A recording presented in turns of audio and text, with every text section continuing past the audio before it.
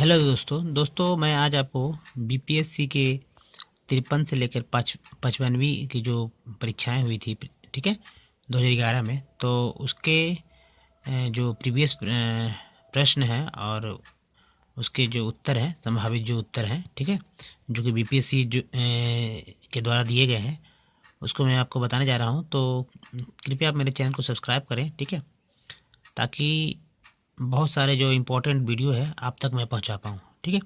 तो पहला क्वेश्चन है दोस्तों कि 1 नंबर क्वेश्चन है पहला, ये समूह जो है बुकलेट है, सीरीज है बी का सीरीज है ये, ठीक है। तो पहला क्वेश्चन है, स्वराज मेरा जन्मसिद्ध अधिकार है, मैं इसे पाकर रहूँगा, यह किसने कहा था? तो बाल गंगाधर तिलक ने कहा था, ठीक है, बाल गंगाधर तिलक ने कहा था दोस्तों इसे, ठीक है। दूसरा क्वेश्चन, मद्रास महाजन सभा की स्थापना वर्ष है, ऑप्शन है यहाँ। तो यहाँ ऑप्शन जैसा कि कटा होता है, बीपीएससी ने इसमें आंसर नहीं दिया, क्योंकि जो ऑप्शन है, ऑप्शन में आंसर है ही नहीं। ये इसका सही ऑप्शन है मई 1884 में, ठीक है। तो मई 1884 में इसकी स्थापना की गई थी। और उसके बाद दोस्तों देखिए, तीसरा क्वेश्चन है कि भारतीय राष्ट्रीय कांग्रेस के प्रथम अधिवेशन में कितने प्रतिनिधियों ने भाग लिया था? तो भारतीय राष्ट्रीय कांग्रेस के प्रथम अधिवेशन में 72 प्रतिनिधियों ने भाग लिया था। उसके बाद चौथा क्वेश्चन देखें दोस्तों कि स्वतंत्र भारत के पहले भारतीय गवर्नर जनरल कौन थे? तो राजगोपालाचारी थे स्वतंत्र भारत के पहले, और अंतिम भारतीय गवर्नर जनरल जो हैं वो राजगोपालाचारी थे, ठीक है। उसके बाद है दोस्तों 5वां नंबर की नेशनल काउंसिल ऑफ एजुकेशन की स्थापना कब हुई? तो सही जवाब है दोस्तों 15 अगस्त 1906, ठीक है दोस्तों।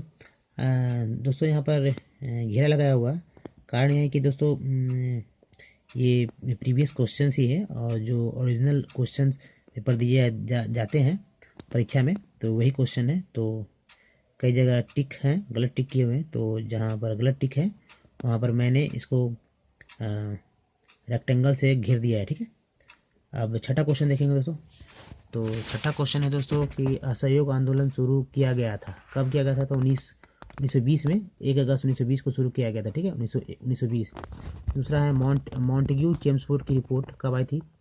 तो ये मॉन्टेग्यू चेम्सफोर्ड की रिपोर्ट क्या थी? तो भारत सरकार अधिनियम 1919 का आधार बनी थी, ठीक है। मॉन्टेग्यू चेम्सफोर्ड रिपोर्ट भारत सरकार अधिनियम 1919 का आधार बनी थी। उसके बाद 8वां क्वेश्चन है, शेरे पंजाब के नाम से इनमें से कौन मशहूर है? तो मशहूर है, तो जवाब है लाला लाजपत राय, ठीक है। गांधी इरविन समझौता हुआ था, कब हुआ था? तो 1931 में हुआ था गांधी इरविन समझौता। 10वां क्वेश्चन है कि निम्न में से कौन सा गोलमेज सम्मेलन जो है कि हुआ था 1932 में हुआ था, निम्न में से कौन सा गोलमेज सम्मेलन 1932 में हुआ था? तो दोस्तों ये तीसरा गोलमेज सम्मेलन है, ठीक है। 11वां क्वेश्चन देखते हैं हम लोग। तो ये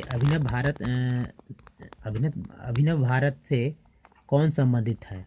तो बीडी सावरकर हैं अभिनव भारत से संबंधित। करो या मरो का संबंध किस आंदोलन से है? तो भारत छोड़ो आंदोलन से करो या मरो का संबंध है। 13वां प्रश्न है, किसके प्रयत्नों से बिहार प्रांतीय कांग्रेस का दूसरा अधिवेशन हुआ था? तो इसका जवाब है श्री दीप नारायण सिंह के प्रयत्नों से हुआ था बिहार प्रांतीय कांग्रेस का दूसरा अधिवेशन। फिर है 14वां क्वेश्चन है, भारतीय राष्ट्रीय कांग्रेस का 27वां अधिवेशन जो है किस स्थान पे हुआ था? तो बांकीपुर में, बांकीपुर ये पटना में है। तो पटना तो ऐसे ऑप्शन में है, लेकिन एग्जैक्ट जो आंसर है वो बांकीपुर है, क्योंकि पटना में बांकीपुर में हुआ था 27वां अधिवेशन भारतीय राष्ट्रीय कांग्रेस का, ठीक है। इस अधिवेशन में सबसे पहले इस अधिवेशन में नेहरू जी प्रथम बार इसी अधिवेशन में उन्होंने भाग लिया था। उसके बाद है दोस्तों 15वां क्वेश्चन है कि हजारीबाग में बिहारी स्टूडेंट्स कॉन्फ्रेंस का 16वां अधिवेशन 1921 में हुआ था। हजारीबाग में बिहारी स्टूडेंट्स कॉन्फ्रेंस का 16वां अधिवेशन 1921 में हुआ था। अब देखते हैं 16वां क्वेश्चन। 16वां क्वेश्चन है कि बिहार के प्रमुख समाचार पत्र बिहारी के संपादक थे। तो बाबू महेश्वर प्रसाद थे, बाबू महेश्वर प्रसाद बिहारी के संपादक थे, जो कि समाचार पत्र है। राजकुमार जो शुक्ल हैं जिन्होंने गांधी जी को चंपारण में 1917 में बुलाया था। इन्हीं के आग्रह पे गांधी जी आए थे। तो वे कहाँ के निवासी थे? तो मुरली भरहवा के ये निवासी थे। मुरली भरहवा के निवासी थे राजकुमार शुक्ल। ठीक है, राजकुमार शुक्ल। अब श्री निवारण चंद्र दासगुप्ता थे। वो कहाँ के थे?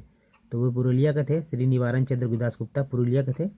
19वां प्रश्न है दोस्तों, कुंवर सिंह राजा थे कहाँ के? जगदीशपुर के थे। कुंवर सिंह राजा जगदीशपुर के थे।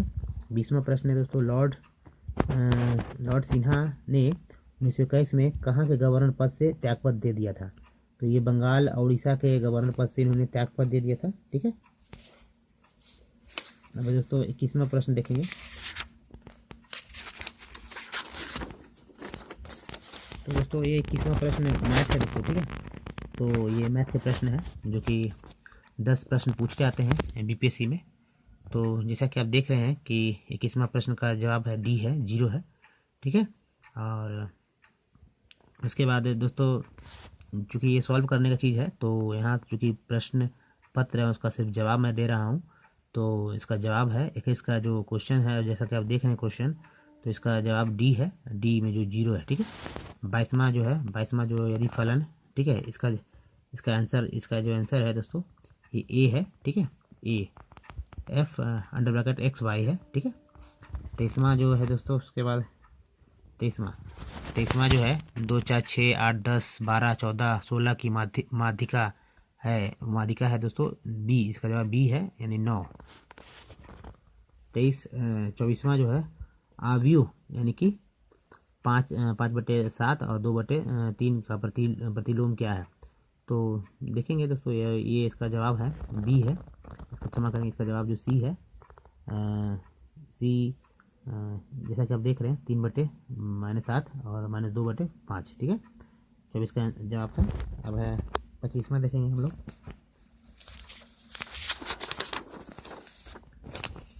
25वां है दोस्तों कि एक घड़ी की बड़ी सुई की लंबाई 12 सेंटीमीटर है, तो 1 मिनट में बड़ी सुई द्वारा आंतरिक क्षेत्रफल होगा, क्या होगा?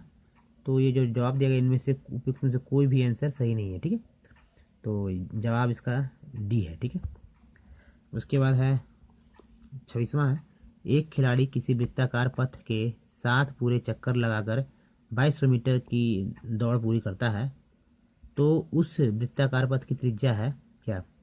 तो त्रिज्या है, इसका जवाब सी है, 50 मीटर त्रिज्या इसका। ठीक है, उसके बाद 27वां है कि बिंदुओं पी ब्रैकेट में 4 6 तथा क्यू -4 8 को मिलाने पर मध्य बिंदु के निर्देशांक होंगे। तो वो डी है, 0 से 7 निर्देशांक होंगे इसके। ठीक है, उसके बाद है दोस्तों ये अवकलन समीकरण है, तो इसका जवाब है ए, y बराबर C1 EX plus C2 EX e पे पावर 2x प्लस 1/2 e पे पावर 5x है। ठीक है, ये इसका अवकलन का जो अवकलन दिया गया है, इसका जवाब ए है 28वां का। ठीक है, आप देख ही रहे होंगे।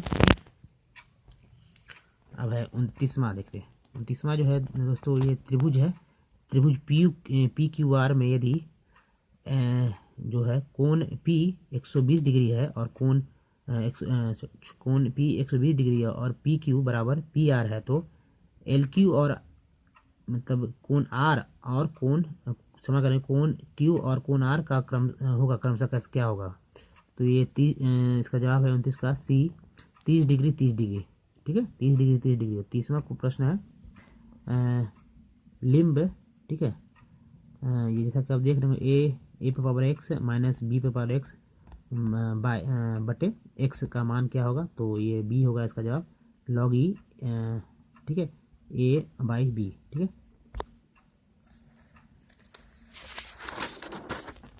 अब है दोस्तों कि 31वां प्रश्न है, तो सौर विकिरण में निम्न में से किस पारस में दिखता है? तो ये 400 से 700 nm में दिखता है, ये भी है जवाब इसका। पौधों 32वां प्रश्न, पौधे जो नमक युक्त मिट्टी में उगते हैं उनको क्या कहते हैं? तो हेलोफाइट कहते हैं उनको, जो नमक युक्त मिट्टी में उगते हैं। ठीक है, वैसे पौधे को हेलोफाइट कहते हैं। पर्यावरण किससे बनता है? तो ये पर्यावरण, इसका जवाब डी है, यानी पर्यावरण जीवीय घटकों, भू आकृतिक घटकों, अजैव घटकों सबको मिलाकर पर्यावरण बनते हैं। 34 प्रश्न है 34वां कि संवहन यानी वेस्कुलर पौधों में पानी ऊपर किससे जाती है? तो जाती है जाइलम टिश्यू से जाती है। वेस्कुलर पौधों में पानी जाइलम टिश्यू से जाती है।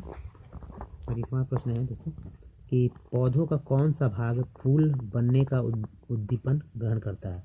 तो ये पर्ण है। पौधों का पर्ण भाग जो है फूल बनने का उद्दीपन ग्रहण करता है। उसके बाद है दोस्तों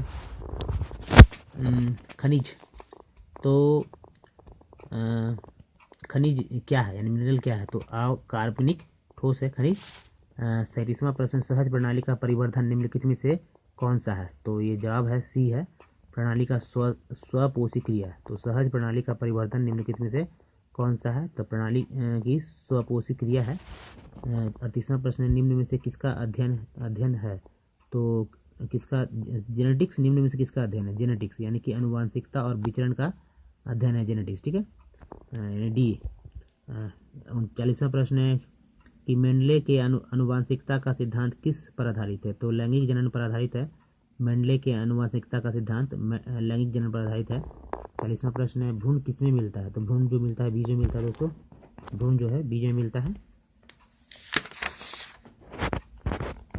41वां प्रश्न देखेंगे कि दुमिटी यानी कि लोम मिट्टी में मिट्टी का कौन सा कण मिलता है? तो ये सही प्रकार के कण मिलते हैं लोम मिट्टी में, यानी कि बालू कण मिलता है, चिकना कण मिलता है, पांसु कण मिलता है, ये सभी प्रकार के कण मिलते हैं, ठीक है। अब 42वां प्रश्न है कि एक ही प्रकार के परमाणु निम्न में से किसमें मिलता है? तो प्राकृतिक तत्व में मिलता है। एक ही प्रकार के परमाणु यानी तत्व में एक ही प्रकार के परमाणु मिलते हैं, ठीक है। 43वां प्रश्न है कि पौधों को सबसे अधिक पानी किस मिट्टी में मिलता है? तो लोम मिट्टी में पौधों को सबसे अधिक पानी जो है लोम मिट्टी में मिलता है। 44वां प्रश्न है मिट्टी में कोशिका जो है कैपिलरी सबसे अधिक प्रभावशाली होता है लोम मिट्टी में, यानी कि लोम मिट्टी में ही जो है कैपिलरी जो है सबसे अधिक प्रभावशाली होता है। 45वां प्रश्न है कि प्रकाश संश्लेषण होता है क्लोरोप्लास्ट में। तो क्लोरोप्लास्ट में प्रकाश संश्लेषण होता है दोस्तों, ठीक है। अब 46वां प्रश्न देखेंगे कि महाद्वीप कैसे अलग हुआ? तो ऑप्शन जो दिए हुए हैं उनमें ऑप्शन बी सही है दोस्तों, विवर्तनी क्रिया से महाद्वीप अलग हुए हैं। अब है कि निम्नलिखित में कौन सा सौरमंडल का 47वां प्रश्न कौन सौरमंडल का भाग नहीं है? तो ये निहारिका जो है सौरमंडल का भाग नहीं है, यानी क्षुद्र ग्रह धूमकेतु ग्रह सब सौरमंडल का भाग है, लेकिन निहारिका सौरमंडल के बाहर है, इसलिए ये भाग नहीं है। 48वां प्रश्न है कि नमक खाने मतलब कि जो खाने का नमक है NaCl है, सोडियम क्लोराइड है, किससे बनता है? तो ये मजबूत अम्ल से और मजबूत क्षार से बनता है, यानी दोनों मजबूत होते हैं। इसमें नमक में अम्ल भी मजबूत होता है और क्षार भी मजबूत होता है, दोनों मजबूत ही होते हैं जो खाने का जो नमक होता है या नमक में, ठीक है। अब है 49वां प्रश्न है लैंगिक जनन से आनुवांशिक विचरण कैसा होता है? तो जिन के मिश्रण सफलिंग से होता है। लैंगिक जनन से आनुवांशिक विचरण कैसे होता है? तो जिन के मिश्रण से होता है, ठीक है। ये इसका ऑप्शन 49 का ऑप्शन सी है। और 50वां प्रश्न देखेंगे कि अरब सागर में पानी का औसतन खारापन है 35 यानी 35 ppt। अरब सागर में पानी का औसतन खारापन है 35 ppt। तो दोस्तों अगला जो 100 क्वेश्चन है उसको मैं नेक्स्ट वीडियो में लूँगा, तो अगला वीडियो देखना ना भूलें। धन्यवाद दोस्तों।